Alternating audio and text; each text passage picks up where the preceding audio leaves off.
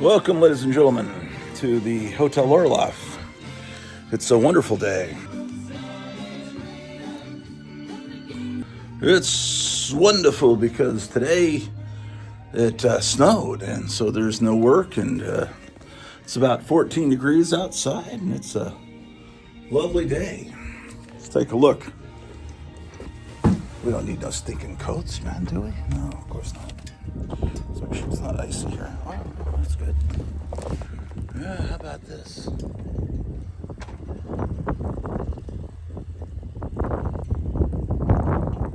Yes, indeed. So, snow day means we can have another episode of the Hotel Orloff. So, let's begin.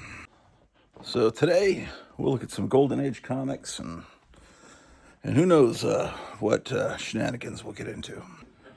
So the vote on Tulsi Gabbard's going to happen today, so that will be something that we can cover live. And yeah, it's supposed to snow pretty much all day. How about that?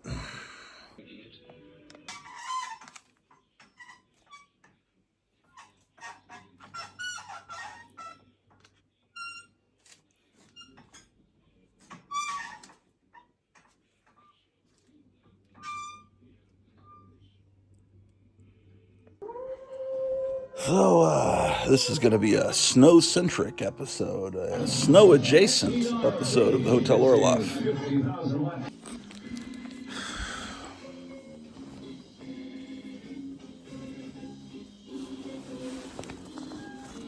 Let's go look and see what nature has wrought on Rural Retreat, Virginia, here on February is it the 13th? Or is it the 12th?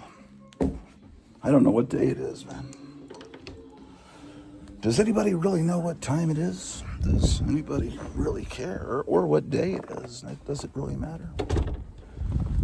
Okay. Gotta make sure my footing is sound here. How about that? Oh, man.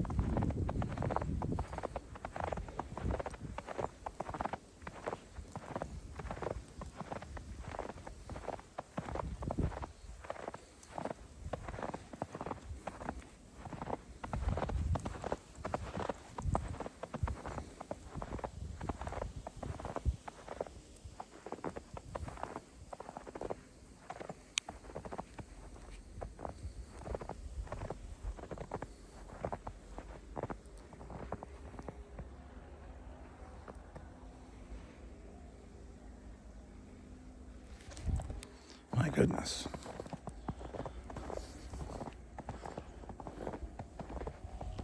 It doesn't feel that cold out here.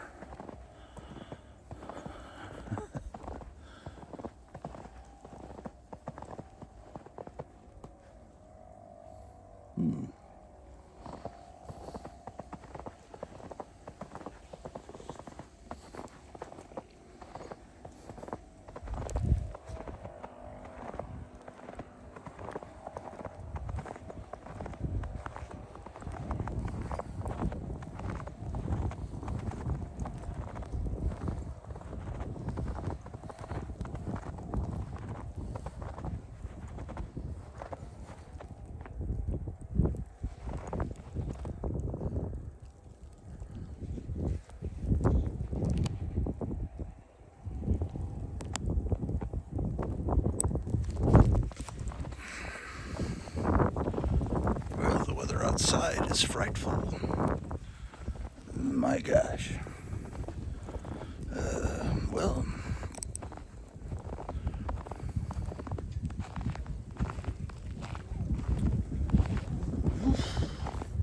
I don't know, man. It is a little cold.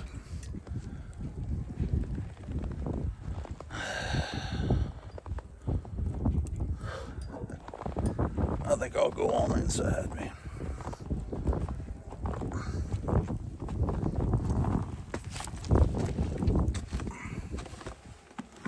Oof.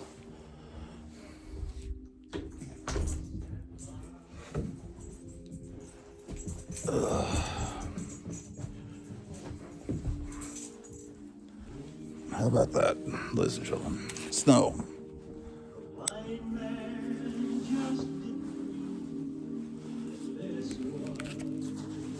What do you think of that snow, Drew? Incredible.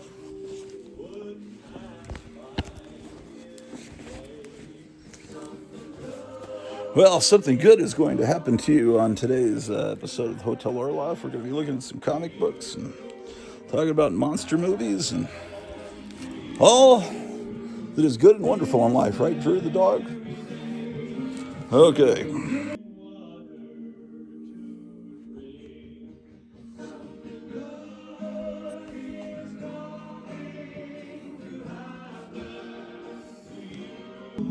He made the power.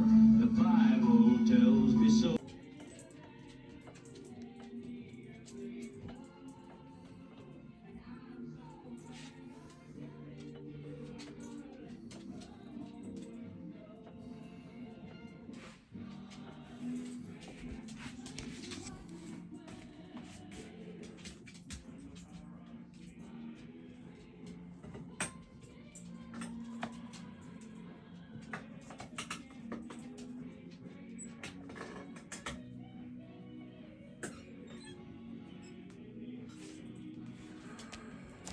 Oh man, what are we gonna do?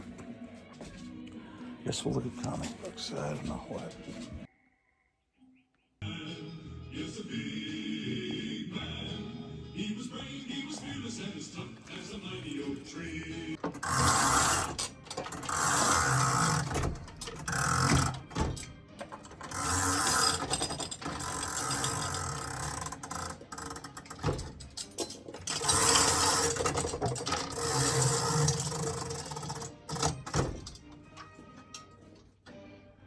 Well, it's 7:30 a.m., man. How about that? No work. What exciting things will I do today? I've got to do some vacuuming, some cleaning around the house, some comic book sorting, some Tulsi Gabbard watching.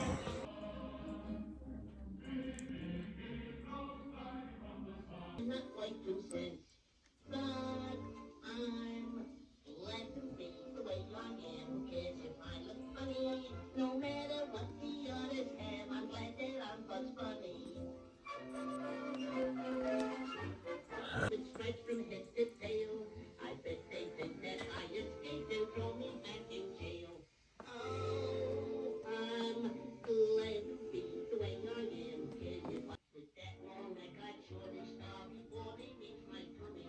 Suppose I was a big fat pig, I might as well be frank. I wouldn't care to end up. So I'm torn between staying down here and recording this music and going upstairs and organizing comics because I don't know.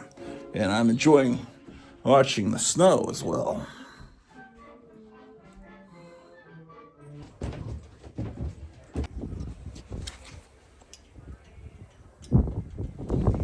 Yep, it's still snowing. How about that, ladies and gentlemen? Still snowing. Who would have thought? So, let's go upstairs. Let's go.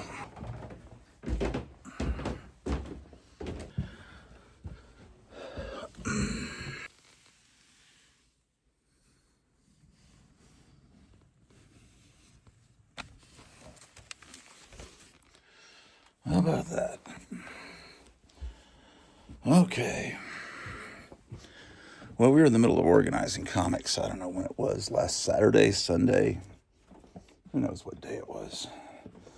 Let's get some music going. We got to finish what we started.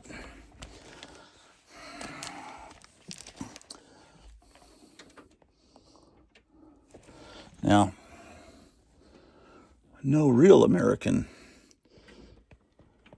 sorts music without, no real American sorts comics without having music playing. So we're going to get some of that going. Man, there's a lot to do. Okay.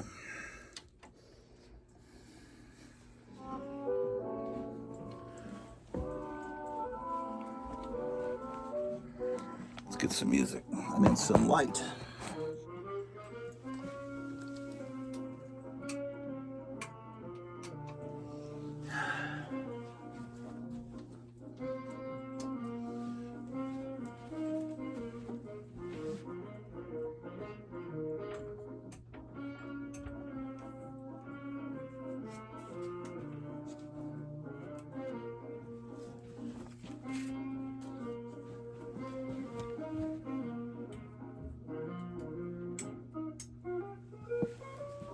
Okay. All right. So let's begin. I was going through some Golden Age comics, I think, when we last left off. I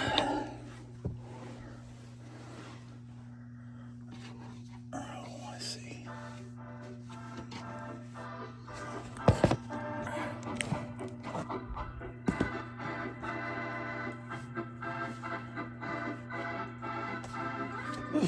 Okay, where was I? Where are the books I was going to file in? Oh, man. Okay. Let's see what we got here.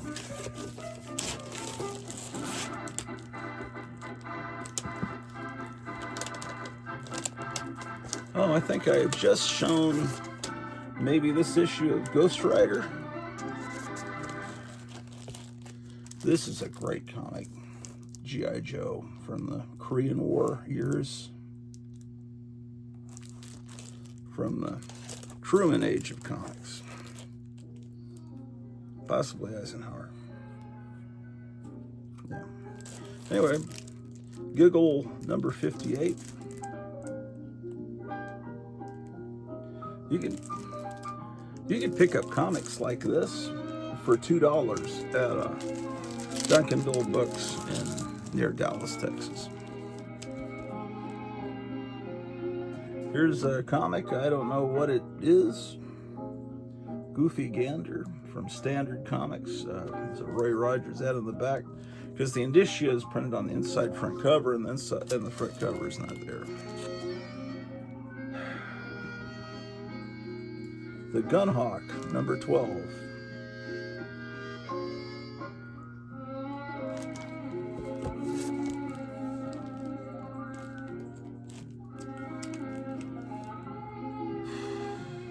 Okay. I guess I'll put this facsimile of Flash number 1 in. Or should I? No, I'll put that in with my DC.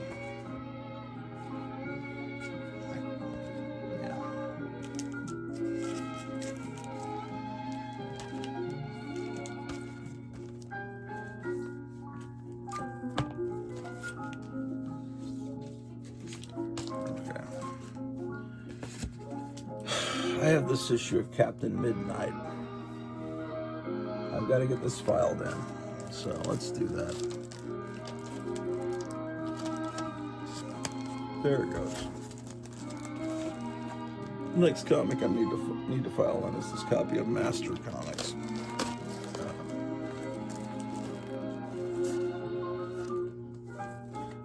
Did I just show you this copy of Ha Ha, or was that Giggle? I can't remember.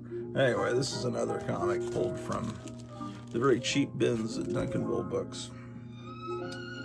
ACG Comics. Now, should I file this with the ACG Comics? I wonder, should I? See, I tend to file my comics that are 10 cents in these black boxes, the older ones. Here's a DC comic, Everything Happens to Harvey. Like getting his head bashed in with a baseball bat. Headline Comics, I've had this since the late 70s. This may be the first, really older comic that I ever bought.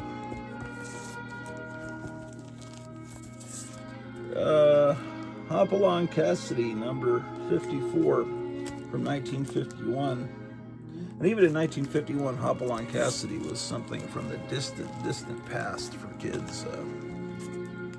Really the silent movie days, I think. Here's a PS Art Books Horror from the Tomb. It's not old, it's a facsimile, reprint. Huckleberry Hound for President. This would be cool, except some kid used it as a dartboard. You see all the dart holes there? It's pretty bad. Here's an issue of Humbug. This is Harvey Kurtzman. After he left EC, he founded MAD. He left EC, and then he tried to do his own thing. And he started Humbug, and then he did Trump for Hugh Hefner and Help for Warren. And this is a smaller than normal comic, by the way. Nice back cover here. See, here's it's smaller. Okay. Indian Fighter. Number, who knows what number. Jack Armstrong, the All-American Boy.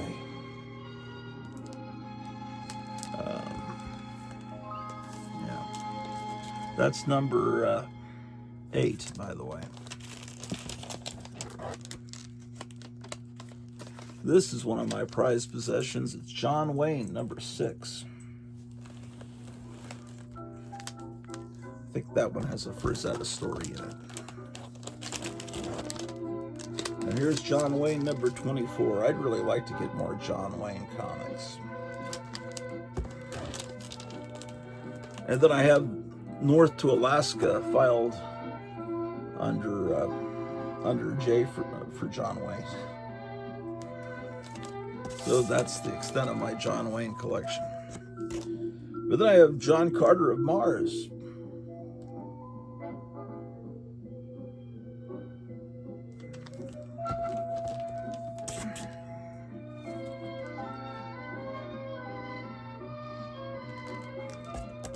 John Carter of Mars is where everything comes from, as far as comic books, as far as superheroes, pretty much.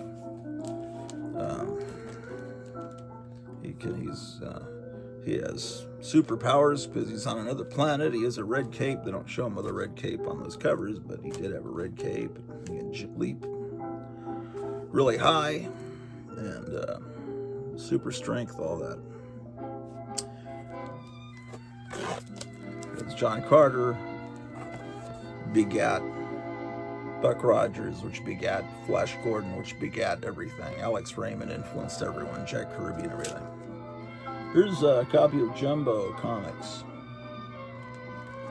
Number, very hard to tell because someone tore right over the number. Oh well, what a tragedy. Here's Jumbo. I believe that says number 152.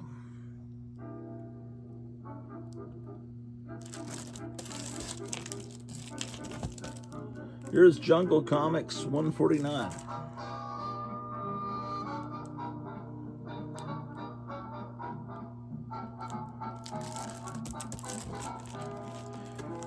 And, you could argue whether this should be in this box. It's probably 1980s reprint of Lady Luck stories from this time period. Coming up to M, where I can insert the Master Comics. Laugh number 71. I don't know why I don't have this with the Archie comics. I'm sure there's a reason. It might be that this doesn't fit in that box because it's got a wide mylar. I don't remember. Here, this may be the oldest comic I've got in my collection. This copy of Little Abner. It's not even bagged and boarded. Okay, well, it's I think it's from 1940. Yeah, 1940. I don't think I've got anything older that's a comic book. I've got older pulps, but Little Abner. I've always loved Little Abner. My 6th grade teacher told her husband that I drew just like Al Cap. That was a big compliment. Here's another Little Abner. I wish I had more Little Abner. Mr. Civil Defense tells about natural disasters.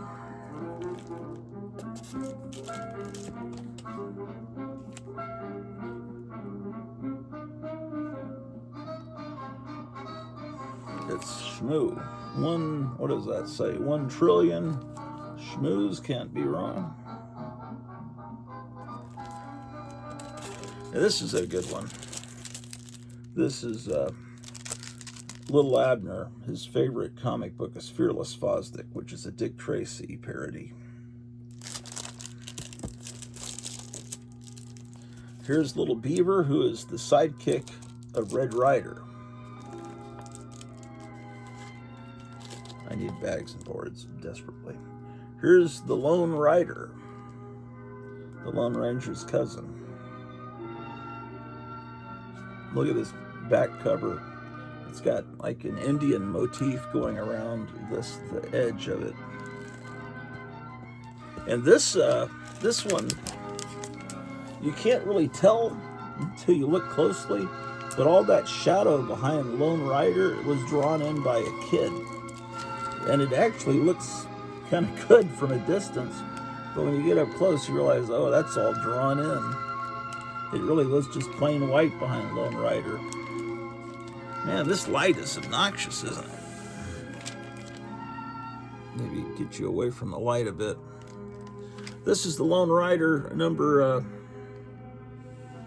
this is the, like, trick kids that can't read very well into thinking they're buying a Lone Ranger comic, or grandmothers or something. Pick me up a Lone Ranger comic, Grandma, and they, oh, there it is, Lone Rider. That's what he said, right? Lucy, the Real Gone Gal. Ooh, we're getting close to Master Comics. Here's a imitation of Mad. This is a comic I've had since the late 70s at the very first location of Lone Star Comics. Remember buying this? Probably about 1977, 78. Okay, this is a good one. Man Comics, number 10. This is from Atlas, which would become Marvel. Look at that. Okay, this is one that everyone that doesn't know anything thinks is very valuable. I mean, it looks like it would be a valuable comic, but in reality, they printed, I don't know, probably millions of this. This was like a freebie thing that was given out with this drink called Inapac. Major Inapac, the Space Ace. This comic is not even probably worth $5. It's from the, that time period. It's just there's so many of them, and they're all in perfect shape. Okay. Marvel Family Comics number 1. This is not real. This is a facsimile. It was put out because that movie with The Rock, with Black Adam, came out, and they thought this was going to be a big hit. Let's reprint the first appearance of Black Adam. The Rock looks nothing like Black Adam. And only about 14 people in the entire world saw that movie, so it wasn't a hit. Here's a real issue of Marvel Family number 65. And here's another one. These 85 Captain Marvel comics are surprisingly affordable. I don't know why. Master Comics 129. It seems like they should be more money. This is 129. And the one I want to file in is 82. This was Elvis Presley's, you know the story, his favorite comic book character, so, you know, he styled his hair based on Captain Marvel Jr. Everybody knows that. Here's Master Detective number 17. This is a reprint comic, but still cool. Maisie, number 12.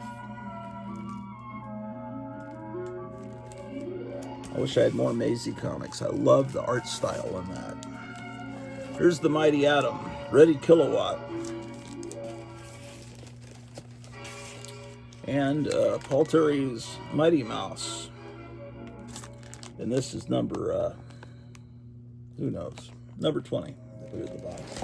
Okay, I need to file in this copy of Jet Aces that I recently got from Last Frontier Comics. Isn't that great? Jet Aces. That would go G, Ha Ha, Harvey, Headline, Hopalong Cassidy, Horror, Indian, Jack Armstrong, John Wayne. Ooh, Jet Aces goes before John Wayne. John Wayne made a movie called Jet Pilot. Okay, so I've got to file in some more books here. But they'll probably go in the other box.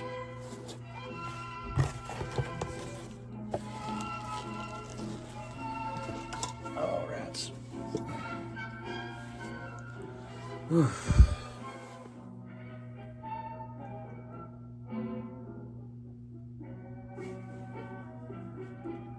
Yeah.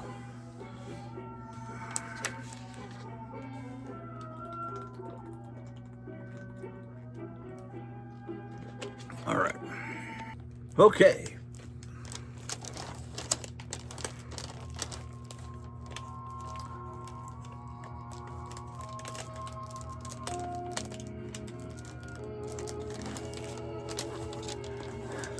I've got a comic bag inside of a comic bag.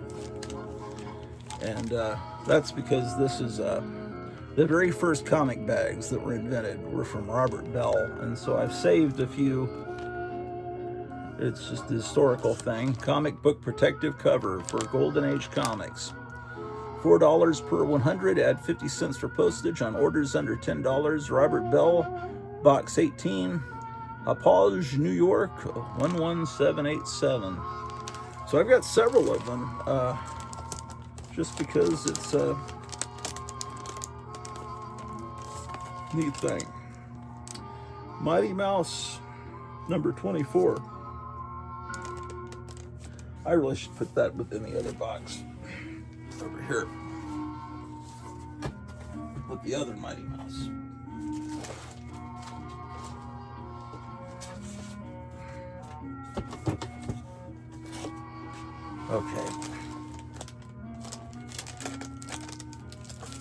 Okay, so first appearance of Black Hawk. This was a recent facsimile military comics. And then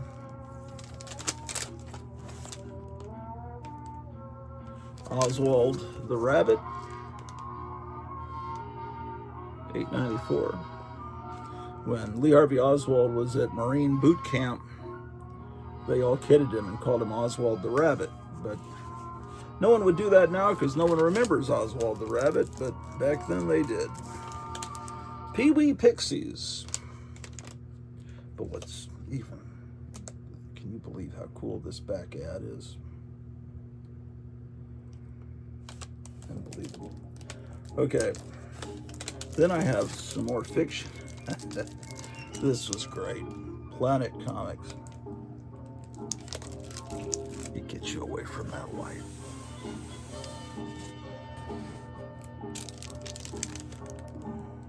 Look how great that is. Planet Comics number 70.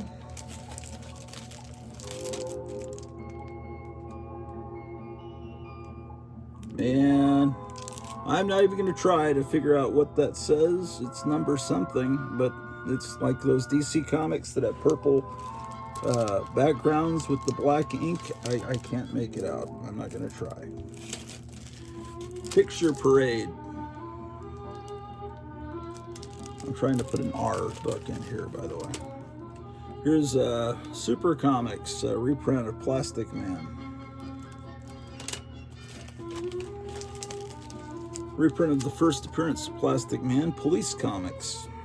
This is recent, in the last maybe year and a half, I think they put that out. This was a gift from Night Tiger Comics. It's Police Against Crime. And it's interesting in that, look how they imitated the EC logo, a Premiere comic. From a distance, someone might think they're getting an EC comic, but this is number 8 from June 1955, because he wrote it on the back. So. Oh, this is the comic I was trying to talk about last week, and someone asked me, are there any Western comics that feel like EC? And I said, well, there is one, and it's got Will Elder and John Severin art, and it looks very EC-like, but I couldn't remember. But it's called Prize Comics Western. This is what I was referring to.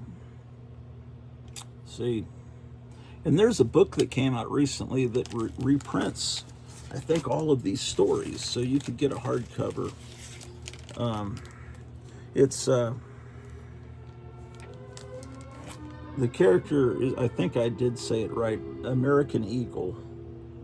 So he's like a white guy that becomes an Indian, and it's you're looking for EC quality. This is kind of, I mean, it's just great to see Will Elder and John, I think it was Will Elder doing the inks on John Severin art, if I'm not mistaken. So it's just the best of both worlds. It's like a Reese's Peanut Butter Cup, right? Two fantastic artists in one. Here's the Purple Claw, number 2. Okay, we're getting into the R's. This is a thrill adventure. I think this is a Harvey comic. Race for the Moon. Looks like a Harvey comic to me. Racket Squad. That's what they call a headlight cover. Boy, I guess I should get these back in. Here's Rawhide, Clint Eastwood. I don't know how many comics there are with Clint Eastwood on the cover. I wouldn't think there couldn't be more than a dozen. Real Clue Crime Stories from 1948, issue number 11. These guys are digging up right into the police headquarters. Real Clue Crime Stories, number, I don't know, but it's from 1952. Ooh, we already can file in this comic. Rangers Comics, number 20. This was a gift from Last Frontier. When I made an order, he included this with it as just a free gift, because he's a great guy and a great person to do business with if you're a comic collector. Rangers Comics. Last Frontier Comics, look for him on eBay, and he makes regular appearances on this show when I do live streams, especially on Saturdays. You might see him if you tune into some of the live streams. That'll go right before that Rawhide comic. Okay, ready, goose. I'm a ready teddy to be a ready goose. These were gifts from Captain Strangelife, these Ready Goose comics. They're freebies from a shoe store. I remember seeing these Ready Goose neon signs in Fort Worth, downtown Fort Worth. This is one of my favorite comics, Roly Poly Comics, and the cover pose is stolen from Blue Beetle comic, but I just think it's a great cover. If I had a comic book wall, that would be on it. Roy Rogers Comics. This one's in really good shape. Well, that's my Roy Rogers collection. Here's my science collection. We're trying to build up to this Seventh Voyage of Sinbad. I think I'm going to put this in with the Dell Gold Key comics. I don't know why. I love this. It's got a little bit of moisture damage, whatever. This has got the map of the island. Okay, I'll put this over there. I could put in with those. Seventh Voyage of Sinbad.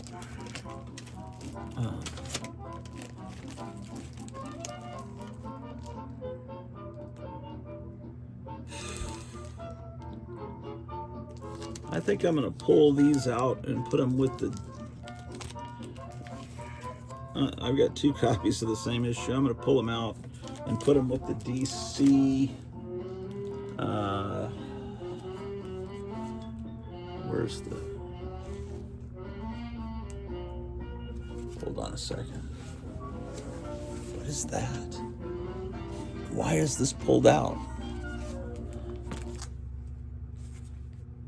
Well, I pulled these out because they're ACG comics.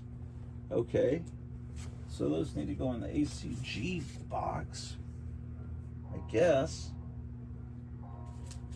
Is that what I was thinking? Okay. I'm trying to figure out what I did last weekend, why some books are pulled out, what was my plan.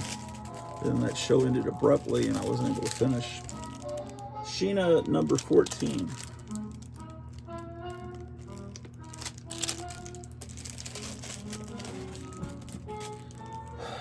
There's a 3D Sheena. I've had this one, man, since the 80s. Smilin' Jack. Here's another one of those great femme fatale characters.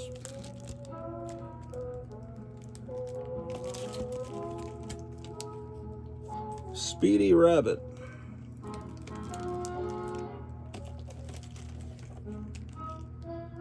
Spirit 12. Oh, where did this...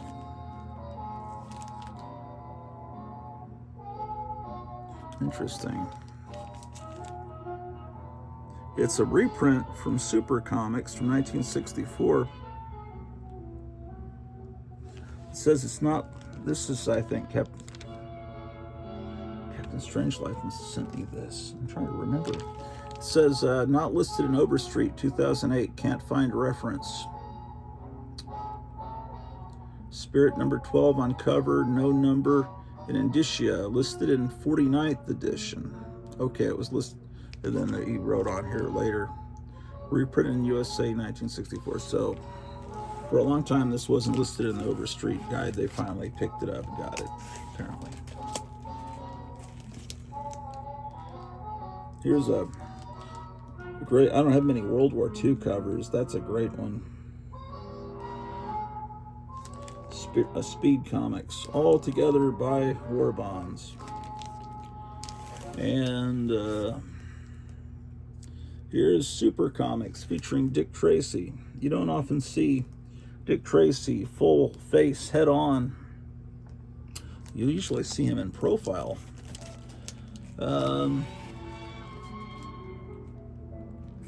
This, I have several copies of this. This one doesn't have the, the title. It was a remainder, but I'm trying to remember why it's in this box, and I think it's because the backing board is too wide to fit in my Silver Age boxes. I think that's why it's in this box.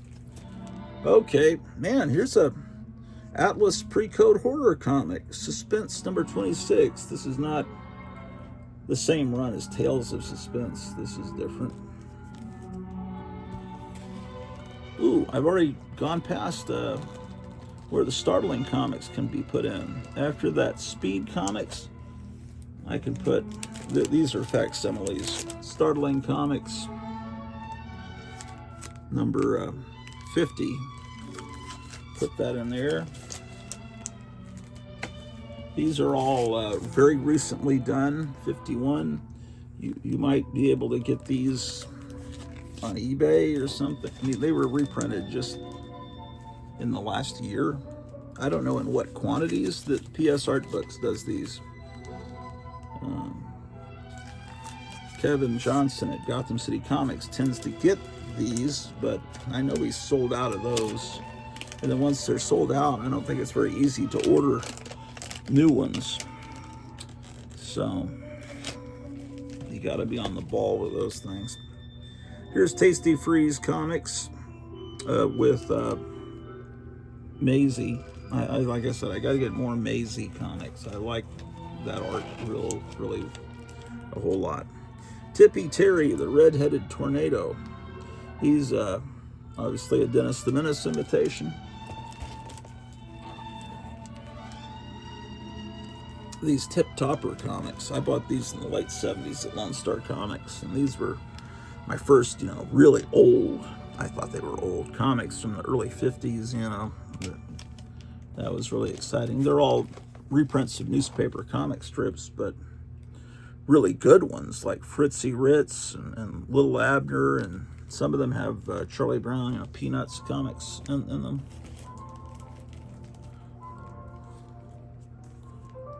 So, and they weren't very expensive, or I wouldn't have been buying them as, 6th, 7th grader. Here's Tip Top 174. I think I got this more recently. And T-Man Worldwide Troubleshooter. This is about a tax guy that goes around getting tax cheats, basically.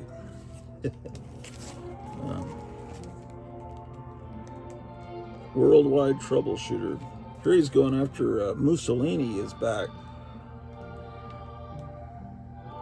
Yeah, I don't know how he would return after what they did to him. That looked like pretty much like he was done for.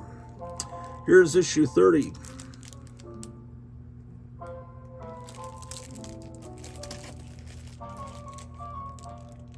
Oh, now in the land of the pyramids, Pete Trask uncovers a fantastic secret. See, the man who could be Hitler. See, Hitler is maybe still around.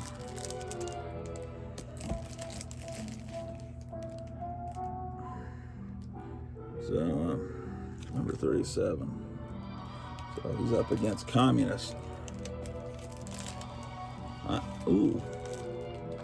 I could go ahead and put in this. This was also a gift from Night Tiger, because I always talk about how my mother always drew this face. All my whole life she would draw this face while she was on the phone doodling. And I have tons of examples of her art still. And I asked her, what comics did you draw? She said Tilly the Toiler was her, so she must have really practiced drawing this face as a little girl. And she never stopped drawing it. So now I've got a Tilly the Toiler comic. I'd like to get more. When I remember, I'll look for them. Okay.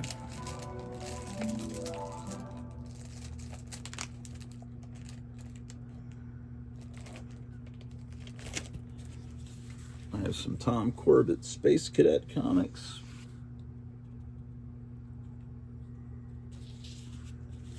Be nice if they were bagged and boarded, but what can I say? What can I tell you? Our Gang with Tom and Jerry.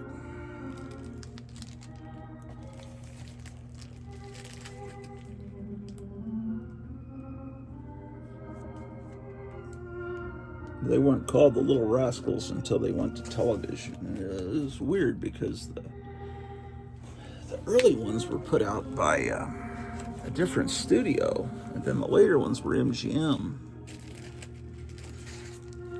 Tom Mix Western.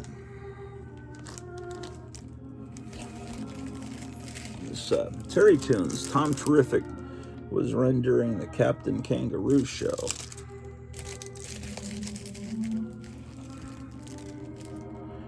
And I remember Duncanville Books had tons of this. Well, they had about 3 copies of this. Tom and Itchy the Monk Christmas issue. This was the one that they had in the best condition, so I got that. Tonto. I think I'm going to pull this and put it with the Dell comics. Yeah. because that's where the other Lone Ranger comics are.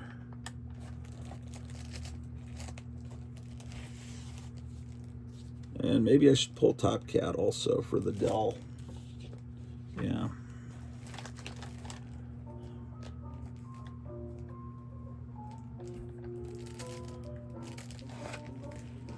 But there may be a reason why maybe those have wider. No, that does. It's not even bagged and boarded. Here's Toy Town Comics. This was also a gift from Night Tiger. It's got an LB Cole interior art. It's number 7, May 1947. See, he's right there. Not like I had that memorized. This is a really wide Turok Son of Stone that won't fit in my gold key box. Two Gun Kid, number 3. Man, I'm going to pull this and put it with the Silver Age. Yeah. That's what I'm doing.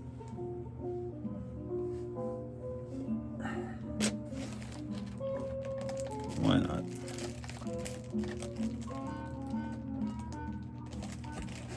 Oh, this is a great one.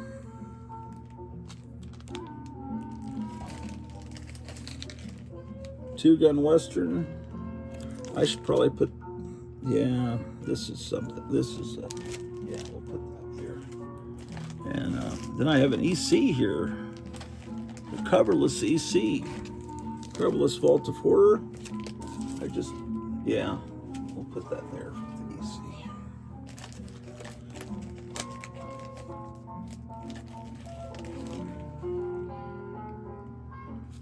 Walt Disney Comics and Stories. Wish I could remember why these aren't with the other Disney comics.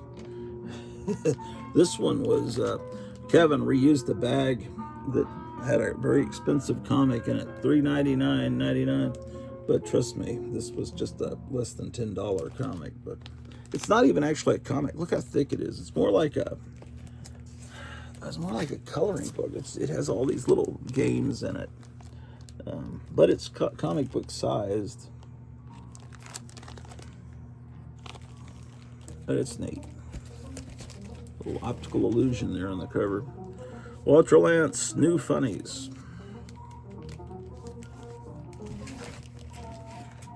Here's a facsimile of Weird Mysteries. We're almost done. We're in the W's. Buckskin Benson. This is Western Fighters.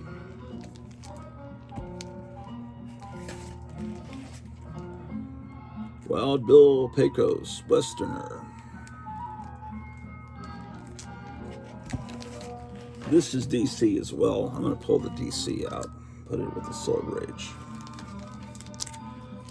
Even though this isn't Silver Age. I just think that'll go better with those. Here's Western Fighters from... It says it conforms to the comics code, but it doesn't have the stamp.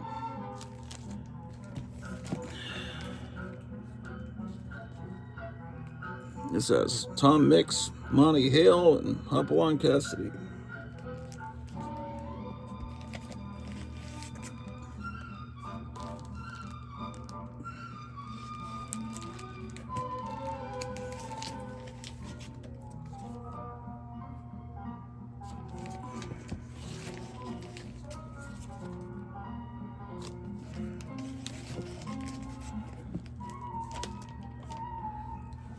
Wild Bill Pecos, Westerner. Someone was asking about a female Western character with a mask. There's one. She's cool looking. It's Calamity Kate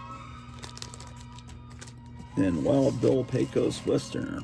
I don't know if she was in, how many issues she was in, but that one was from April 1950. You're looking for that one. There's Wild Bill Hickok.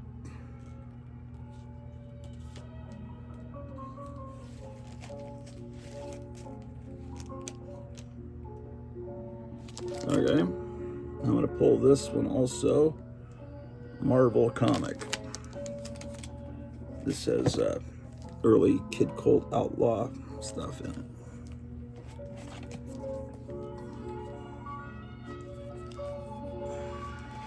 And last book in here is Yak Yak, mad imitation with pretty much all Jack Davis art in it. Okay.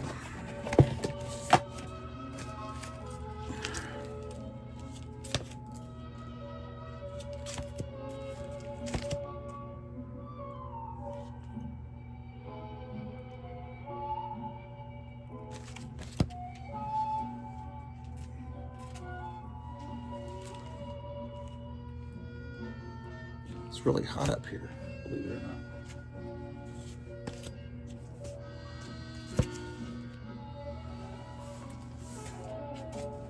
Okay, these ACG comics and these EC are, I have ACG and EC in a box over there. I'm gonna, hold on a second. I've got to turn this heat down. It is insanely hot up here in the attic. Insanely hot. Let's see, man.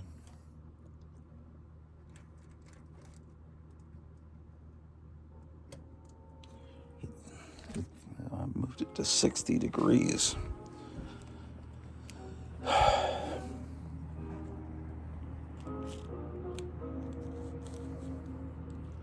Okay.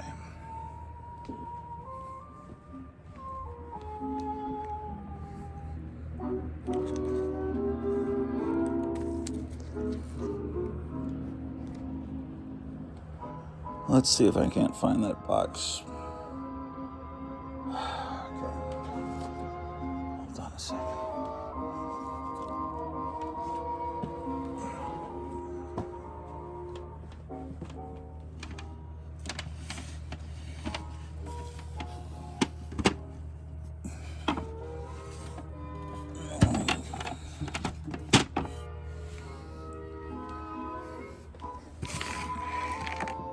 What the hell is that? What is that? I don't have any idea. Okay. All right.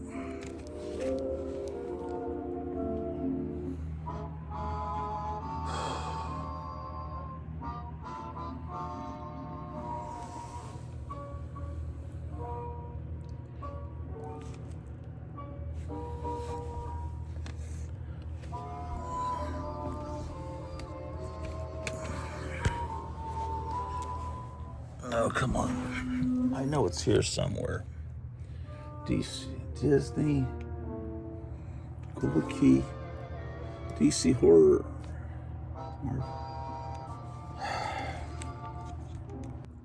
Here it is.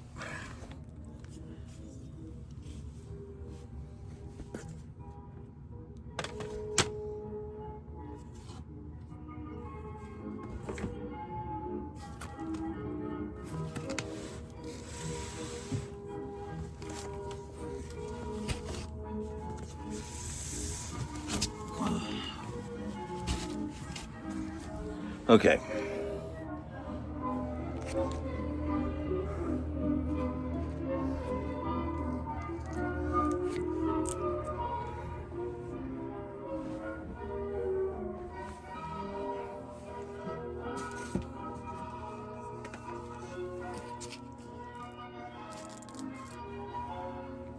I'm starting to figure things out now.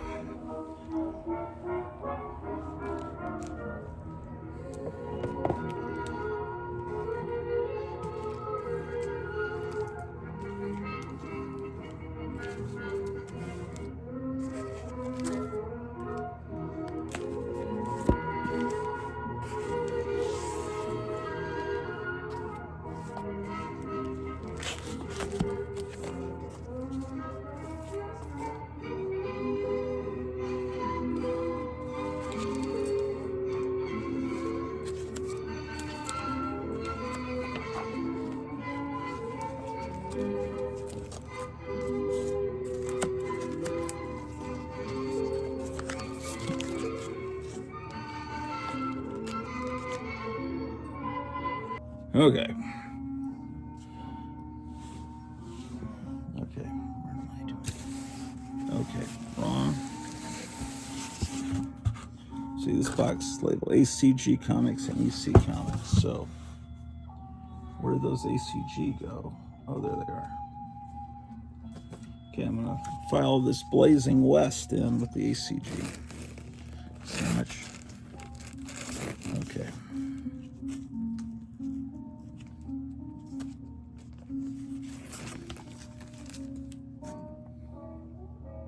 So these aren't ACG, they're in the front. So I'm going to put these somewhere else. Jumbo size Henry.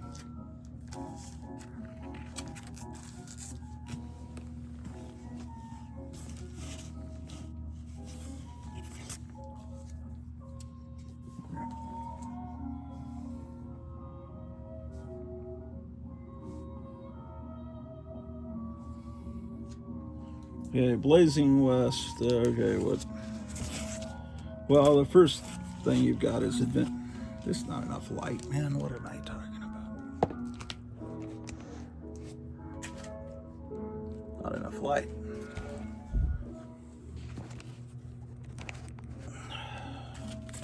What's wrong with you, man? What's going on? Okay, Adventures into Unknown Worlds. ACG.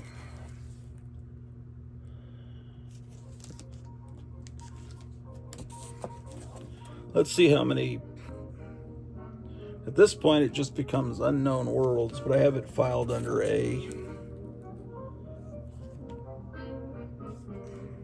Let's see how many I've got of these things. I used to be able to find these pretty easily.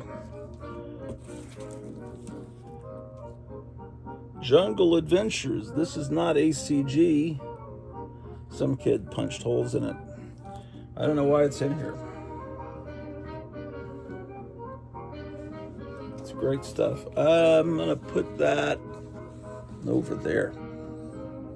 Okay.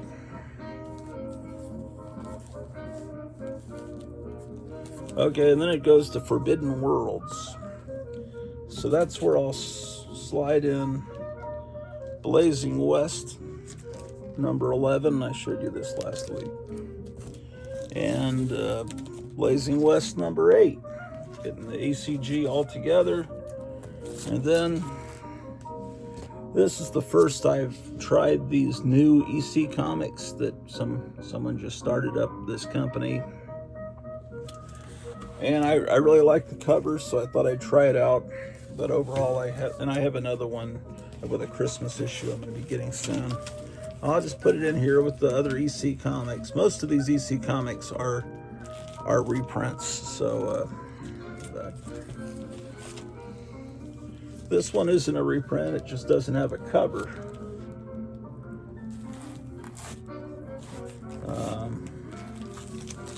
But I've got some other real ECs in here, not a lot. There's a Pawn of Fear that's real. Another real one. And we'll put the Baltimore in there, and then we've got a Weird Science and a Weird Science Fantasy that's also real. And I've got some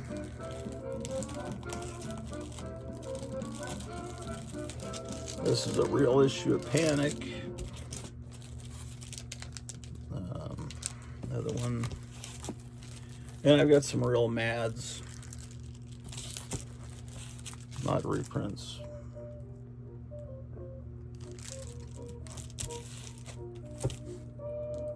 This is a facsimile of Mad number 1 that came out not too long ago from DC. Okay, let's get that Vault of Horror in there. Okay. This came in a Mad special in the early 70s. It's reprints. I'll throw that in here too.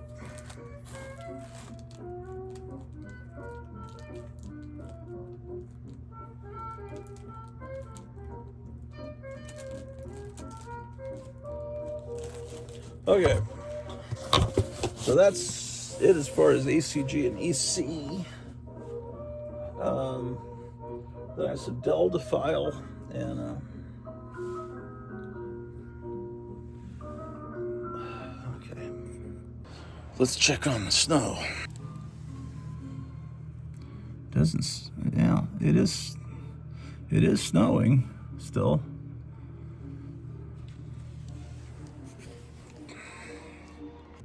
Okay. Let's see what we can do here.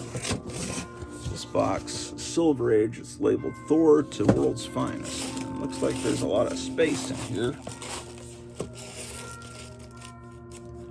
It actually goes to Wonder Woman. So there must be another box here somewhere. Oh, that's World's Finest to X-Men. Okay, all right, fine. So this...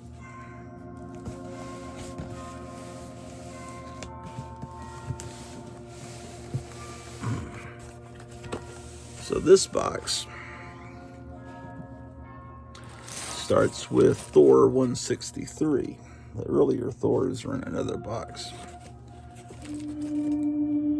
Thor 164. These will go right up until when Thor becomes a 20-cent comic. Thor 165.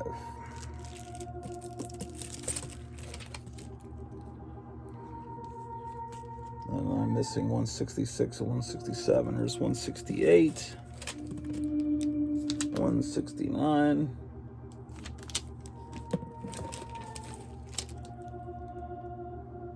Here's 170. Look, it's signed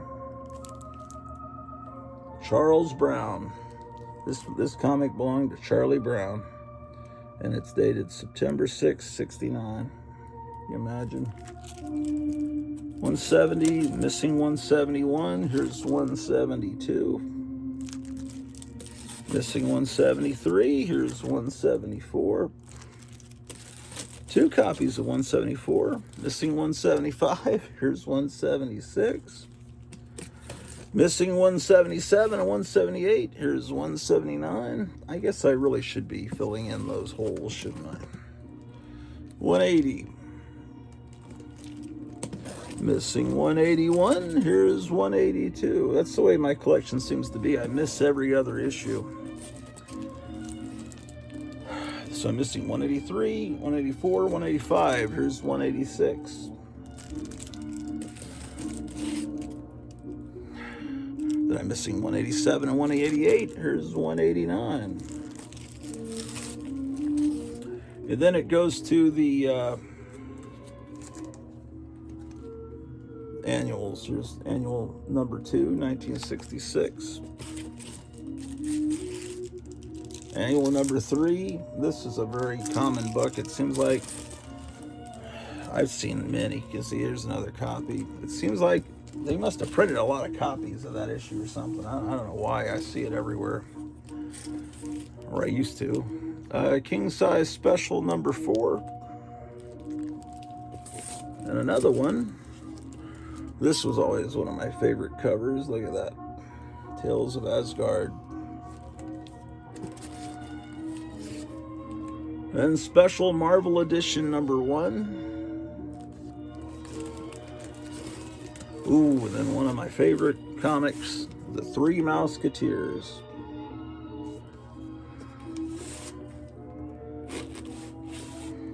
They say collect what you like, but I have a revision to that. Collect what you like, and try to like things that everyone else hates or doesn't care about. That will really help you in collecting what you like. Because I haven't heard of anyone else that's a fan of the Three Musketeers. But right in 1970, I picked up as a 5-year-old a copy of the Three Musketeers. Well, it was a reprint, thick reprint issue of Three Musketeers stories. I didn't know they were from the 50s or early 60s. How could I have told that? So these are original stories. So I'd like to get more Three Musketeers for sure, and Sugar and Spike, and when you find them, sometimes they're not in very good shape like that, but it's all there. Oh, I butchered an expression last time. I think the way you're supposed to say it is low grade is better than no grade, and I was like saying bad condition is better than no condition. I didn't know.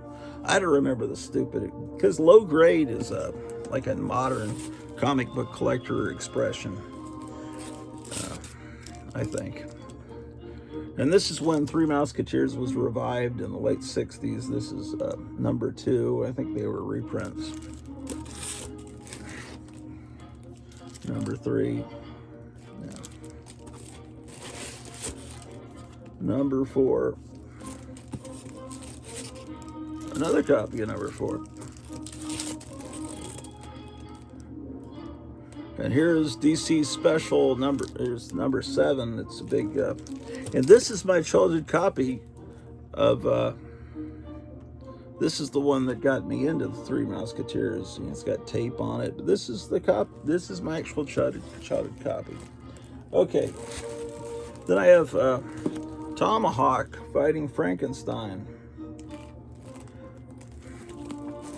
And another Tomahawk. This is historically accurate adventures from the late 1700s. Another copy of that issue. This character's cool. Miss Liberty. And another copy of the same issue. How about that? Like I said, these all are true stories, things that really happened in the early days of our country. 107, or maybe right before we became a country. And then there was Son of Tomahawk, and they tried to make it hip and new, and it's a Joe Kubert cover. Why? Here we go. Here's Two Gun Kid number 73, and I'm going to reunite it with this book I just pulled, number 16 from the other box. Just seems to make sense. Now, Two Gun Western has Kid Colt in it. Oh, here's another Two Gun Kid 94. And here is 99. And then we'll put Two Gun Western number 14 in there. Oh, here's another Two Gun Kid. Two Gun Kid number 3. So,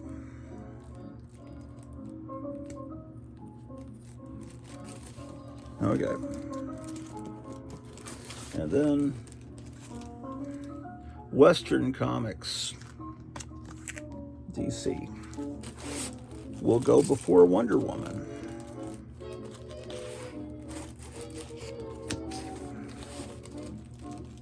There's another Western Comics that goes before Wonder Woman. And then Marvel or Atlas. It's actually called Marvel at this point, like we just saw. This is Wild Western number 11, goes before Wonder Woman. And number 38 goes before Wonder Woman. 45, wonder when they're going to do that. Do that voting for Tulsi Gabbard. Okay, so I have this facsimile of Wonder Woman number 1. This is rather recent. And then it turns out I have this older facsimile that looks like that. I'll put that with it. And then I have this World's Finest that I need to, it won't go in this box. It'll go in that box, which is way at the bottom. I don't know if I want to go into that right now. Okay. My goodness. Okay, now, this box, well, this box has Strange Adventures, and that's number 153, and I'm wanting to put Strange Adventures 223 in it, so it will be in this box. So I've got 161, This one I got at Gotham City Comics. Got 183. Oh, what a great, these covers are so great. 191.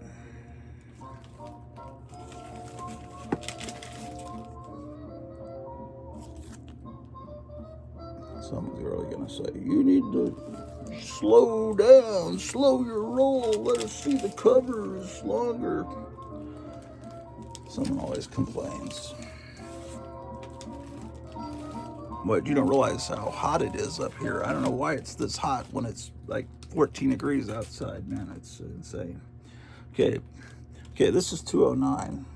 This Dead Man issue.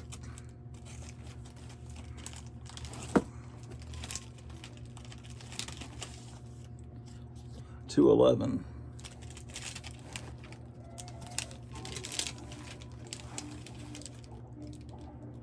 $213.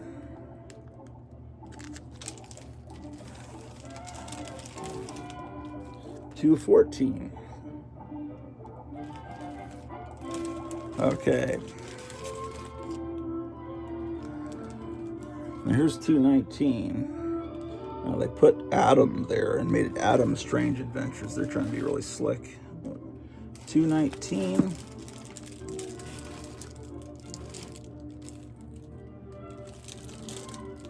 This is $225. Oh, the one I want to put in is $223, so it goes before that. All right, we're starting to get some books filed away.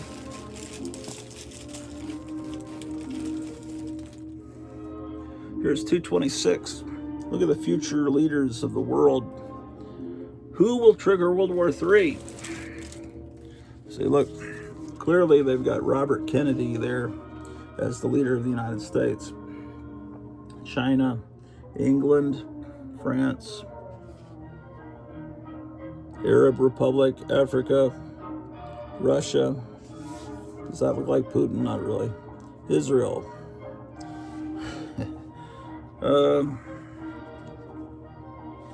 Just fun science fiction. Gigantic Strange Adventures. Gigantic Strange Adventures. Man, I've got 2 copies of that issue. Would you believe it? But no, they're not for sale. Here's $229.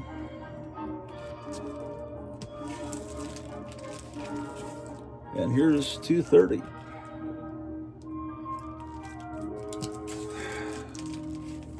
Strange Tales, $117. Strange Tales, $119.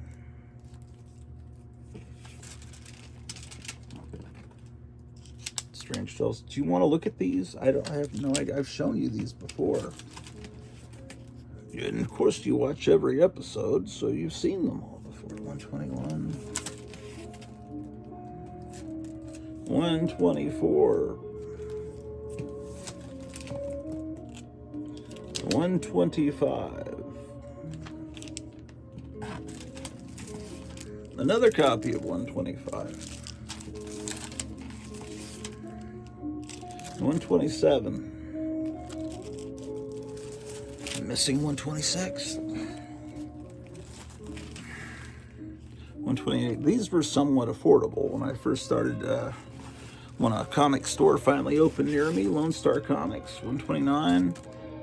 They're still kind of affordable. I don't know why people don't get these books. Oh, this is a great issue where the Thing and the Human Torch meet the Beatles.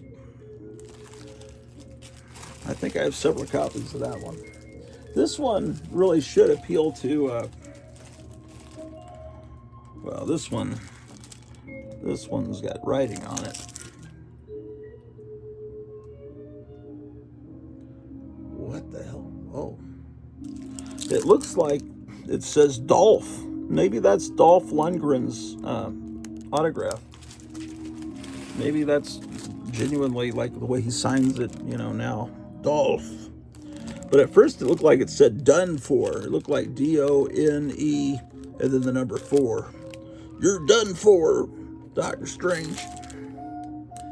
And then Dolph signed up there too. Dolph Lundgren. Didn't he play the Punisher? I don't think I've ever seen a Dolph Lundgren movie. Well, yes, I have, because wasn't he one of the guys that fought Rocky? I guess I saw that. 31. Ivan Drago. Was that what his name was? I don't remember. 131. I've slept a couple of times since then, but only a few times. 131. 132.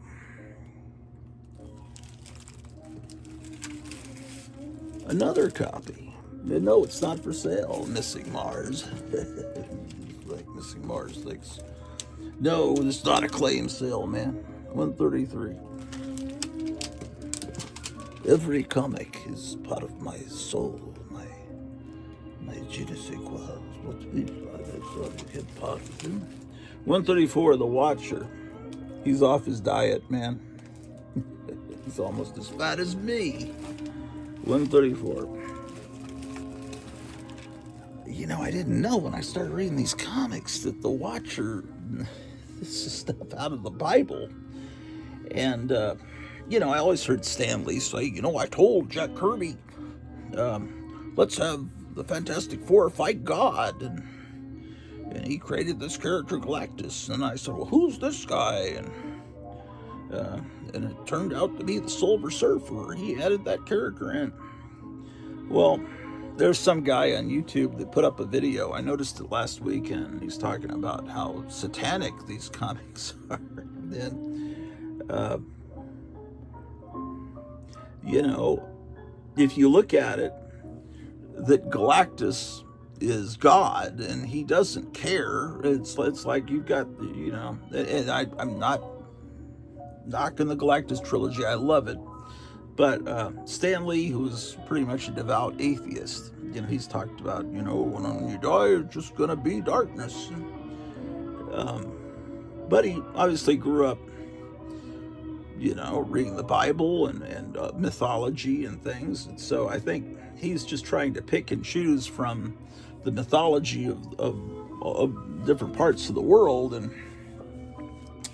But I know that in the Marvel comics, they established that there is a God, you know, and I remember that Thor would say that even he bows down to the real God, you know.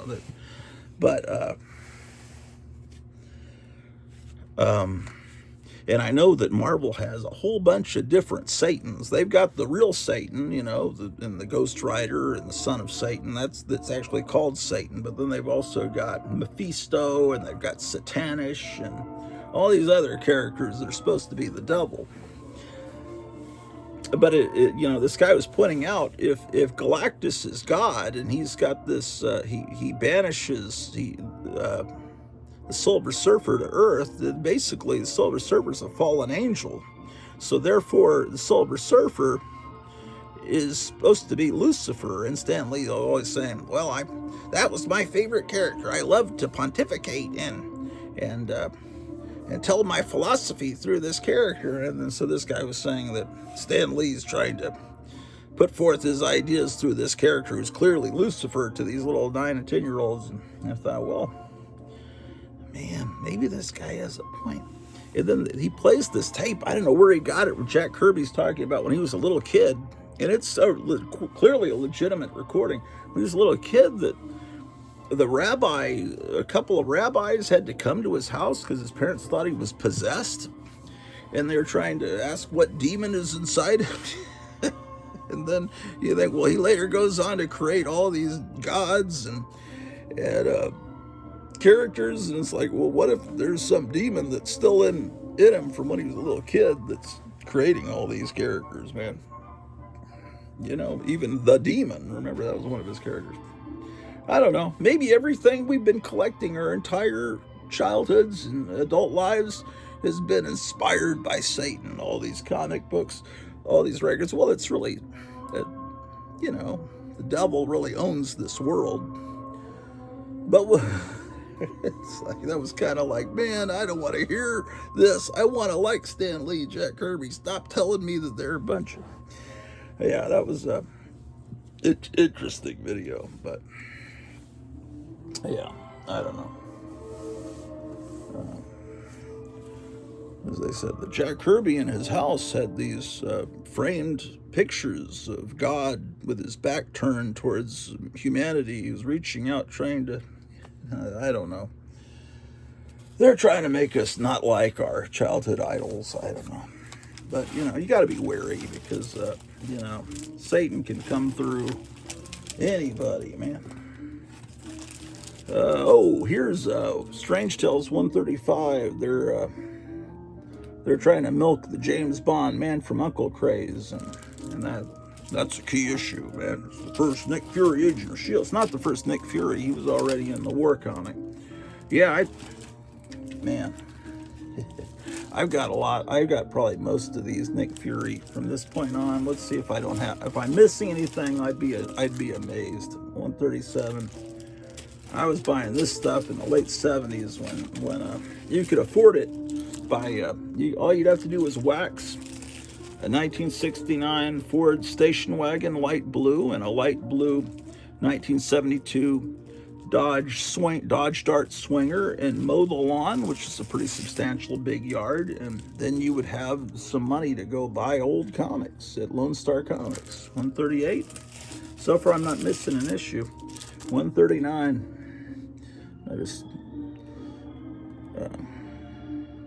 Dr. Strange is looking at this. You think it's a viewing screen, but he's actually looking at the original artwork. It looks like. See, he's holding it with the. He's like Stan Lee looking at the artwork to approve it. That's 139. 140. Come on, I don't want to have a missing issue. 141. I'm excited because I think I'm going to have a full run of this. 142. If only, they had an Agent of S.H.I.E.L.D. TV series. I watched the first episode and it's like, man, it doesn't even have a theme song. Why don't they have a cool Mission Impossible Man from U.N.C.L.E. theme song? If they had just made that series, if they had just made that series look like this comic. I'm missing an issue. I'm missing 143. This is 144. So I'm going to have to hit up Last Frontier Comics and see if he has Strange Tales 143. Perhaps one of you out there has it. 144. I'm missing 145. And there's some great. This artwork is great. Marie Severin's doing art. She's one of my favorites. I'm telling you, I'm getting more and more. I always loved Marie Severin. I always loved the more cartoony styles, Ramona Fradon and C.C. Beck and Marie Severin and John Severin. But he's not a new artist. He's my age. He's like almost maybe 4 or 5 months younger than me. So he's not a new artist. He's been drawing since the 90s, but he's new to me. I just discovered him a few months ago. His name is Steve Mannion. He does this comic, Fearless Dawn. And Kevin showed me a new comic coming out. I said, wait, what's that? That art style is amazing. And he found another back issue of it. But I see this guy's been drawing comics for years. Back, he went to the Joe Kubert School of Art, and he's got this art style that's so great. He did for DC an issue of Detective Comics, and I think a Captain Marvel and a Captain America issue. And then he's been doing his own independent stuff. He did a comic called Agent of Death for Eros Comics back in the 90s that I think is do you remember in the 90s when they used to have back rooms in comic stores for the naughty comics? They'd have in the back, kind of like a video store would have a back room. Comic stores used to have a back room, and apparently some of his comics were back there. But he's great, and I watched interviews with him. He seems like he draws these great. His drawing is great, man. It's like a combination of everything I love. But he's also, you look at his YouTube and you see, well, this guy's a Christian. I look at his videos that he's subscribed to, his channels that he's subscribed to. This guy's cool. His style looks like a combination somewhere between Wally Wood and Will Elder and Marie Severin and Vaughn Baudet and Dave Stevens, everybody that's great. This guy it's all mixed together. It's not an imitation. Here's another copy of 149. It's not an imitation. It's this wonderful, it's something completely new and different.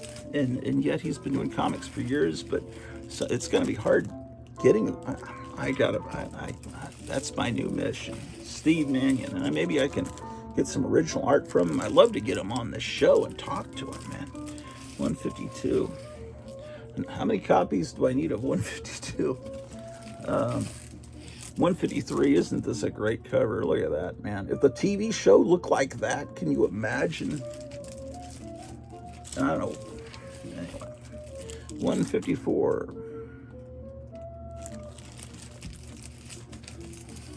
Yeah, I'm missing a few issues here and there. Or this shouldn't be that hard to fill in. 156.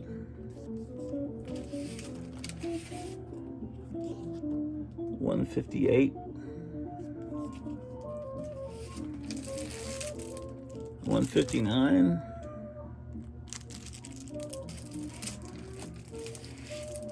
160.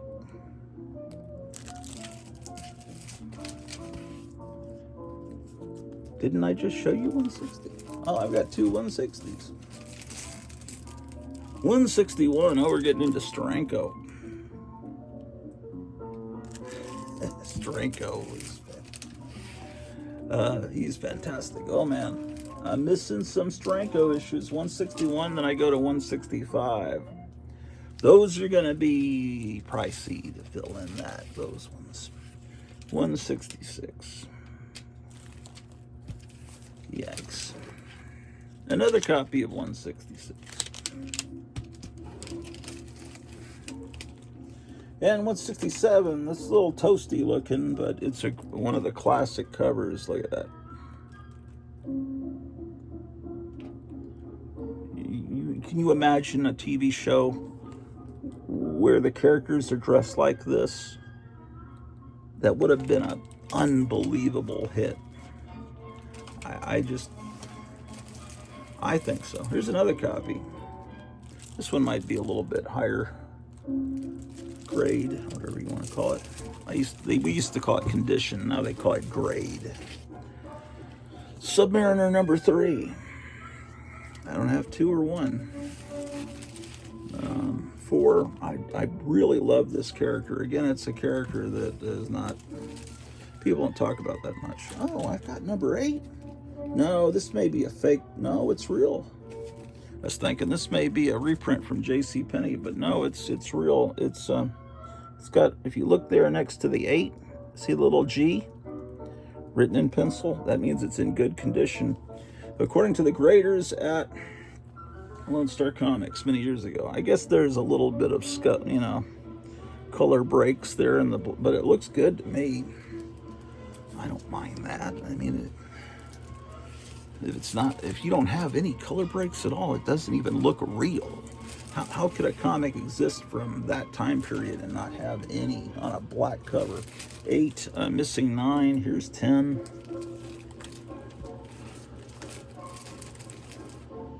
11. Oh. What? I'm missing from 11, I go to 21? Why am I missing all those issues? That's weird. That makes no sense. 22, 23. Everything's backwards on my screen. It looks like it says okra when I look at Orca. Okay, 23. Another copy of 23. Missing 24, here's 25. Why am I missing that big amount of issues? 32. They did this character so dirty in that horrible Black Panther movie. 36. Well, we always have the 1966 Marvel Superheroes cartoons. 37. We'll always have those. Here's the special origin issue, 38. I've got another copy of that. I'm missing 39. Here's 40. And then looks like the rest are going to be in the Bronze Age boxes. Here's Submariner Annual or Special number 1.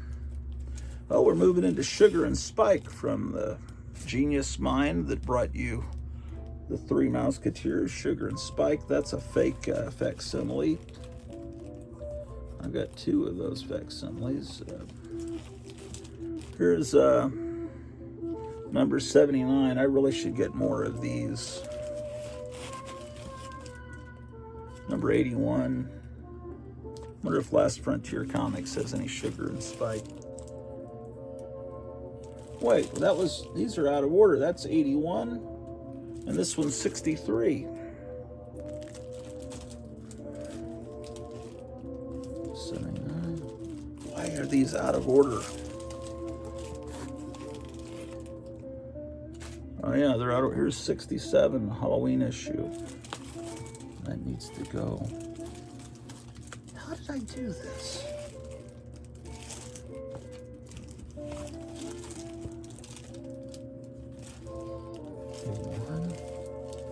There's 71.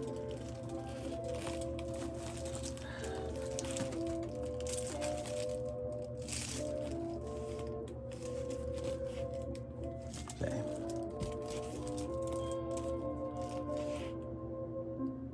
There's 76. Hey, why am I not looking at the snow? What's going on? Why am I even doing this show? 67, 71, 76.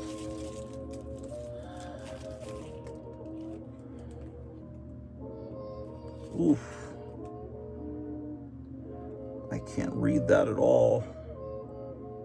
Man, this one's in terrible condition. I think this might be in the 40s. I just can't read that number. And the fact that 12 cents is real big makes me think they just went from 10 cents. So I think this is earlier. I just can't read it.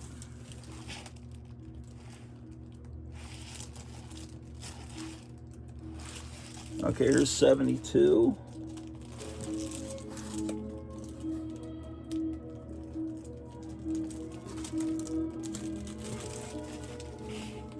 $67. 71, 72.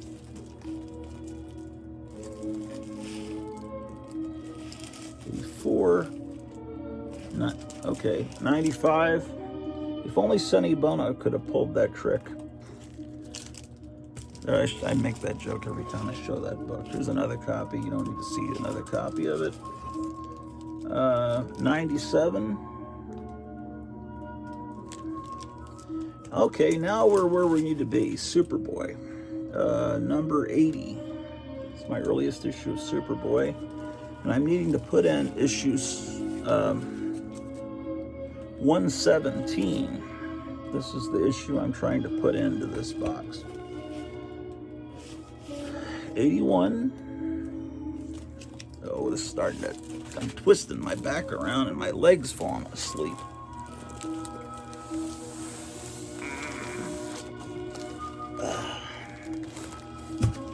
Darn it. Those are 10-cent issues. 90. Still 10 cents. So we're in the Kennedy era of comics. 92.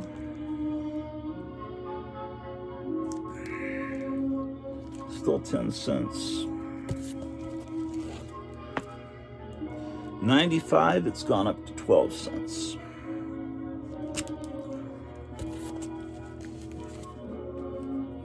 96.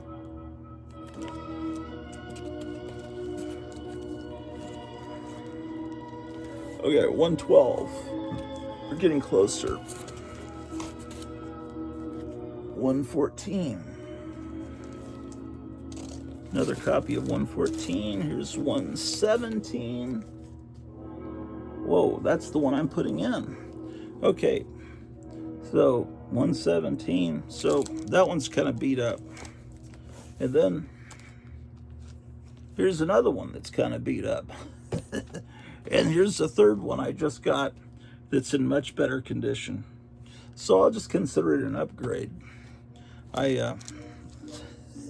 Once again, I bought a comic I already had. It's okay. 118. Because it was an upgrade. I'll just look at it like that. I did it on purpose. I was too lazy to come up and see. Here's another copy of 118. Anytime I find DC comics from this time period, from the John F. Kennedy LBJ era, I'm always going to get them. 123. By the way, it looks like we're going to finally find out everything the government knows about John F. Kennedy and everything.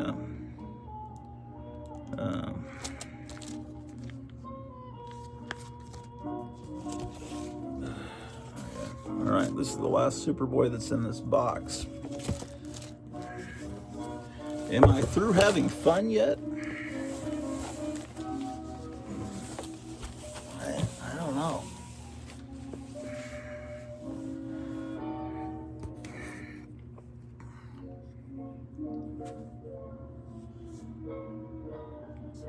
DC War and Humor. I've got a war comic I need to file in here. Yeah, several actually. This is perfect.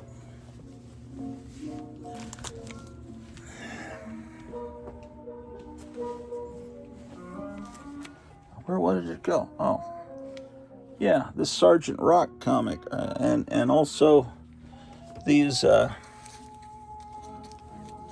Frankenstein Agent of Shade comics, which apparently it's the same Frankenstein that was in Creature Commandos. So I'll file those after the Weird War comics in this box, and then I'll have a few more comics in the boxes. Okay. Now, is Sergeant Rock in this box? No, this box starts with Weird War. Ooh, this has horror in it too. This Witching Hour. Yeah. The last Weird War I have is, I wonder how much these have gone up. This is Weird War Tales number 118, the Creature Commandos. It's not really the Creature Commandos that are in that cartoon, except for G.I. Robot and Frankenstein. And plus they're in World War II.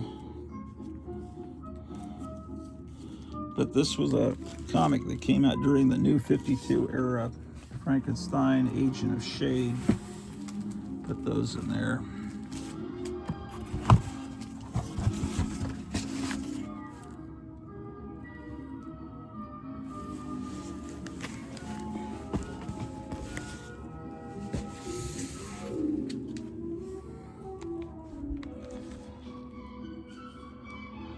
Whew.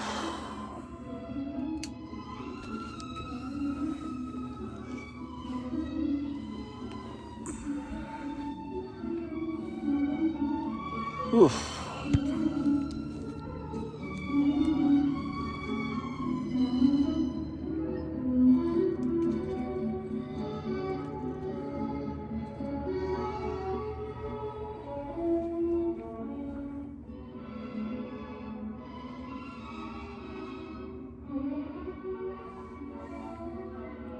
Also suspense, Superman.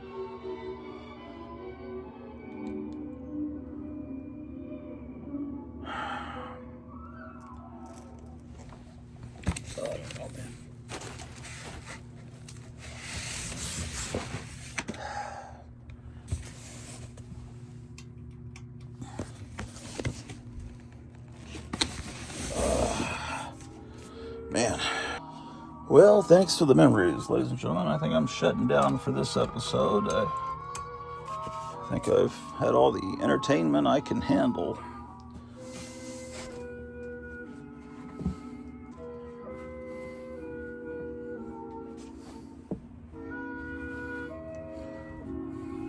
Let's turn off the... Almost banged my head. That would have been terrible. Let's turn off the wonderful, wonderful music. Wonderful, wonderful, wonderful.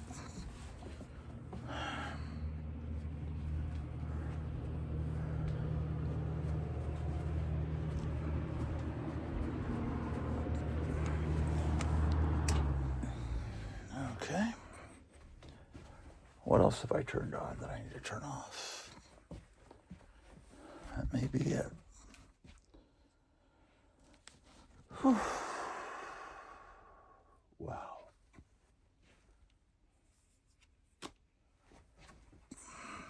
Well, let's see if there's still some snow downstairs. Okay, we're back downstairs. Let's see if Tulsi Gabbard's, the vote on Tulsi Gabbard has started yet. We'll go to YouTube and see.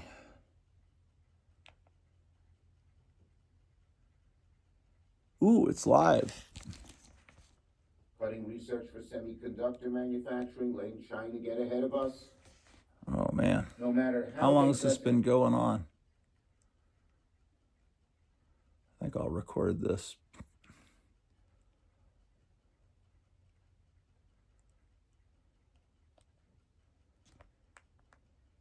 It started at 9 this morning, and it's been going on for about 40 minutes. I should go watch this with my wife. Okay, this guy's doing the prayer. Purposeful and expectant. Oh, man. They will experience a deeper friendship with you in the living of their days. We pray in your abiding name. Amen. Please join me in the recitation of the faith. I pledge allegiance to the flag of the United States of America and to the republic thereof, one nation under God, indivisible, with liberty and justice for all. With liberty and USAID money for all.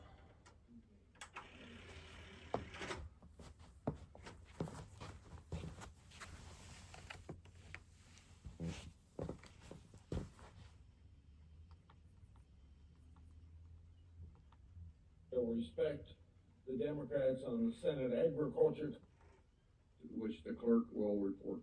Nomination, Office of the Director of National Intelligence, Tulsi Gabbard.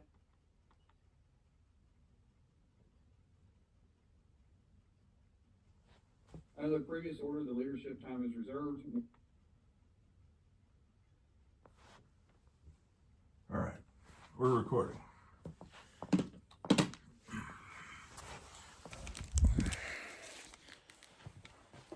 Under the previous order, the leadership time is reserved. Let's see what it looks like out here, man. People are driving, seem to be getting around okay.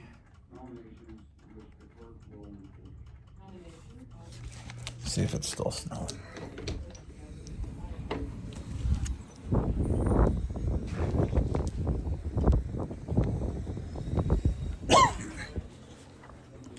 Yep. It needs to snow more, so they'll cancel work tomorrow, too. No, I wouldn't want that to happen. Okay. And there should be no reason to spend 30 hours of debate, and it would show disrespect for the Democrats. Okay, well, it's time for my boot heels to be wandering, ladies and gentlemen. So don't take any wooden nickels, and I'm gonna get out of here, man. Goodbye.